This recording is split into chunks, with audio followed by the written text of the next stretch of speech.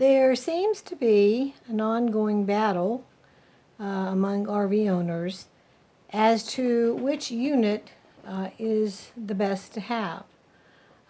Everybody has their preferences, of course, so I don't want to step on any toes here, but I'm going to tell you my preferences based on a couple of facts. One, I've been doing this for a very long time, 50 years, and I have owned most of the different types of recreational vehicles that are out there. And I have traveled in them, I have lived in some, I have even sold some at RV shows. So I have a pretty broad background when it comes to this topic. So before I get into this, I want to remind you to please press the subscribe button. I want to keep you coming back to this site so that you can learn as much as you can. Even if you're an experienced RV owner or you're a beginner, it doesn't matter because the learning never stops. I can give you a lot of information in this site that will save you from having to do a lot of research because I know things that the average RVer does not know, and I'm willing to share it for you at no cost. So it's no big deal for you to sign up. So getting back to our topic of this evening, I want to talk to you right now about motorhomes. There are basically two types of motorhomes, gas and diesel. They're quite different in a number of ways, which I will discuss with you one at a time here now. Obviously, they use different types of fuel. Obviously, that affects costs because gas is cheaper than diesel. When my husband and I first started with long distance RVing, one of the reasons we did it was that diesel was a byproduct. It was cheap. We really traveled long distances for reasonable amounts of money. But over the years that has changed, and now diesel is more expensive than gas. So that's one of your biggest factors. But people need to also consider when they're trying to decide between the two types, yes, gas is cheaper, but the mileage is less. A gas engine vehicle will get anywhere from 6 to 12 miles per gallon. A diesel pusher can get up to 18 miles per hour in gas. So that's quite a difference, even though the gas is more expensive. Personally, I think diesel is still more expensive these days, but that varies. That could change as it has in the past. So that's kind of a wait and see thing.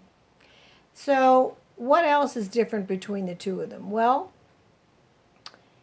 generally speaking, the engine of a diesel pusher is in the back. It's under the bed. That's why it's called a pusher. It pushes from behind. The engine for a gas run motorhome is in the front, which causes a hump to exist between the driver and passenger seats, which can make entering and leaving those seats awkward and can cause falls and those sorts of things. With the engine in the back, you have much more room up front. There are many more things that you can do if you have a side entry diesel pusher. They came out a couple years ago with these buses. Everybody thought that was a big deal, but there were a couple problems with them. First of all, they didn't put awnings over the doors, so if it was raining when you went in, you got soaked. And second of all, entering and leaving through the front meant that the driver, if he had to get out, had to make the passenger either squinch up to the side or get out also so that the driver could get out and then do it again when he got back in. It was very awkward. In addition to that, many of these bus type RVs with a front entry, they don't have any place for the passenger to put their feet. They've tried all sorts of things. They've tried pieces of flooring that fold out, that slide out and in. They've tried recliner type things so you can sit with your feet up. That's not really the most, it looks comfortable, but it's not the most comfortable way to travel when you're, going long distances. With a gas engine, of course, you don't have that issue. The gas engine, the entry door cannot be in the front because of that hump. You can't have it both ways. So it's maybe more difficult to get in and out of your seating, but once you're in, you have place to put your feet. You can recline if you want to. You can use the dashboard if it's properly designed as a computer area. There are a lot of things that you can do with it. Now, gas engine motorhomes drive a little rougher. Diesel engines drive smoother because they have that engine weight there. So that's something to consider. There are just numerous things. There are all kinds of configurations also with diesels. They have started now putting entry doors behind the passenger seat, which is a much better idea because in a pusher, that gives you the convenience of a gas engine motorhome without having the problems that you have normally with the diesel pusher for seating and so forth, and entering and leaving. So as time has gone on, they've, as they always do, they've made improvements. As far as comfort level, diesels are quieter when you're driving down the road because the engine is in the back, not in the front. And it's cooler because the engine is in the back. That sounds good, except for one thing. If you're driving, and I had this happen to me one time out west, and it was not good. We were driving on an extremely hot day and for an extended period of time.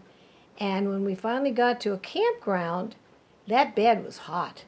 I mean, we really couldn't go to bed for a while. We had to put the air on and let everything cool down and so forth and so on. That doesn't happen often, but it can happen with the pusher. It will not happen with the gas engine as far as sleeping is concerned. Now, as far as driving down the road is concerned, yes, in that kind of situation, it will happen that you will be very warm, overly warm, sitting in the front.